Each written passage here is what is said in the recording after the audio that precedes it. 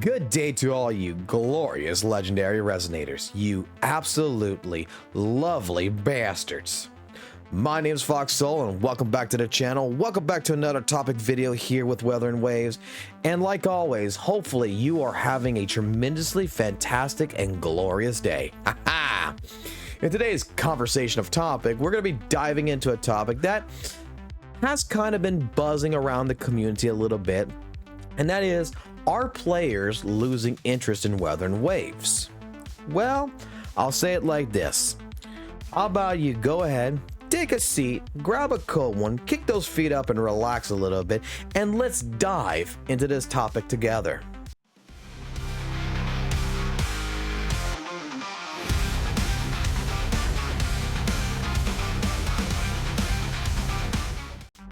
Alrighty, so when we talk about interest in gaming, we're talking about a market that's consistently changing. And what's hot today might be forgotten tomorrow. And nowhere is this more true than it is in the gacha world. Some games stick around, drawing long-term interest, while others just, fade away in the dust pretty quickly. But is WutheringWaves facing that issue right now? That's the real question. In the last 5 to 6 months now since WutheringWaves launched, the initial hype has definitely calmed down a bit, I would believe. And to me, that's pretty normal for any game in its release cycle. But it still raises the question for some. Is WutheringWaves just a short-lived trend, or is it just simply in a quiet phase right now? Well, I got a couple thoughts on that. So let's just take a minute and let's be real here.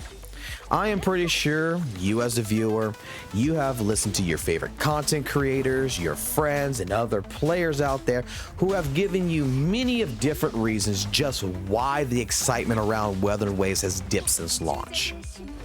And for me, I'll say it like this. I have a couple of different thoughts on it, and starting off, we got what I like to call the casual open world syndrome. While WutheringWaves is a fantastic game, it is built on a foundation that has become pretty common in the gaming space, if you would. An expansive open world exploration that, appeals to the broad audience. While WutheringWaves is beautiful, while it is engaging, it's also a style of game that we have seen a lot in the last couple of years and is not completely original. Then there's also the lack of in-game content, which is something that Kuro is already aware of and is working on. Right now, a lot of players that I know of, and myself included, we've hit the end of the current content in the game, and we're here pretty much left waiting for the next update. The content that's available, it is great, but for us players, it's just, not enough really to keep us invested day after day.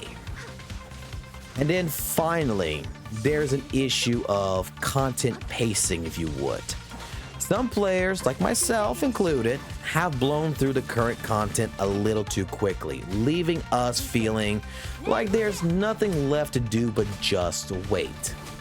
It's not that, the game is bad. It's not that the game is, lacking content really. It's just that players ourselves, we're a little impatient.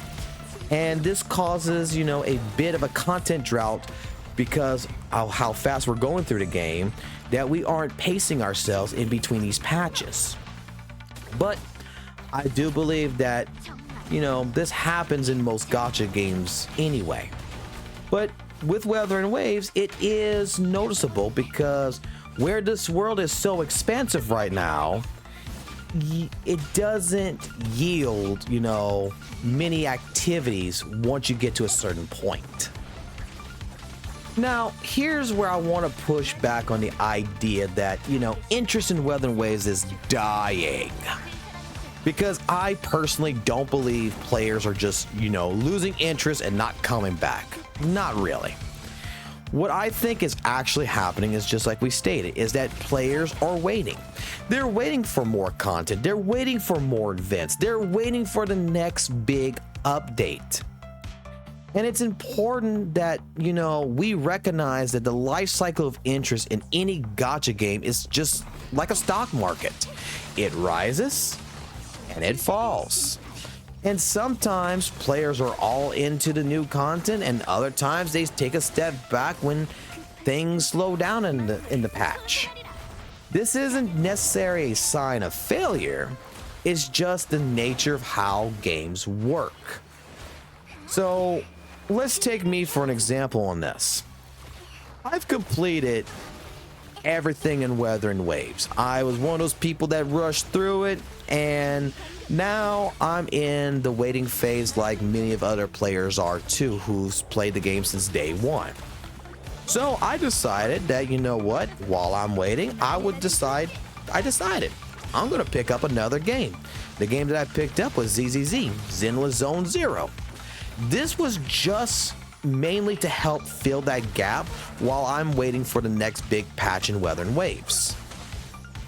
But the thing here is that I'm not done with WutheringWaves. My interest in WutheringWaves hasn't dropped completely down to where I don't want to play WutheringWaves again. I'm just waiting for more content, like any other player. Now, this is also something that a lot of gacha players do. They juggle multiple games, and it's not because they have lost interest in their main game, but it's because they need something to fill the downtime between patches. Gacha games are built around update cycles, and it's totally normal to be hopping between games while we're waiting for the next big thing to drop. For me, by picking up, Zenless Zone Zero, it isn't about the losing of interest in WutheringWaves. It's about keeping me entertained until the second half of 1.3 update drops. This is a common pattern that many of players in the gacha community follow. Once new content arrives, we are back in at full force. This downtime isn't unique to WutheringWaves. You see it in many other gacha games such as Genshin Impact, Honkai Star Rail, and whatever else. The difference is how the community perceives that downtime. Some see it as the game's losing steam apparently, but in reality, it's just the nature of gacha gaming. But you see, with WutheringWaves, we do have good news about this. Kuro Games knows about this issue, and they already have been preparing for it, and they're actively working on this. Leak information that we've gotten suggests that Kuro Games is actively working on adding more in-game content, more content in general, to WutheringWaves. This is a huge deal because it addresses the exact concern that many of us players have. There's not enough to do at the top level once you've completed the main content. What's Kuro's solution? Basically, they're adding, for example, a weekly in-game reset that will provide more consistent challenges and rewards for those of us that are hungry for more. This will help maintain player interest between major updates and keep us, coming back every week for more. To me, this is a smart move, and it shows that Kuro is not only listening to the community, but actively planning for a long-term future of WutheringWaves. So, taking a step back and asking the question again, is the interest in WutheringWaves dying? Well, personally, I don't think so. You may think so, but I don't. I think players are just simply waiting for the next update, the next event, the next chapter to the story. And with these content gaps, we should realize that, it's normal for gacha games. And with Kuro, they're taking steps to fill those gaps, to keep us engaged. And that's what I'm excited to see what's coming next. I think that the future of WutheringWaves will be brighter than ever. So, again, with all that being stated, I'll put it like this. Let's just put an end to this conversation for now. And I'll ask you this. If you like the video, would you please consider hitting that like button? Subscribe to the channel for more content like this. And again, down in the comments section below, let me know your thoughts. Do you think that the interest of WutheringWaves is dying, or do you think that this is just a waiting period for the next big update? Let's talk about it. All right? I would love to hear from each and every one of you guys out there. So, until next time, guys, remember, as always, keep it classy, keep it jazzy, and as always, keep it real. So, see you guys on the flip side. Peace. Fire,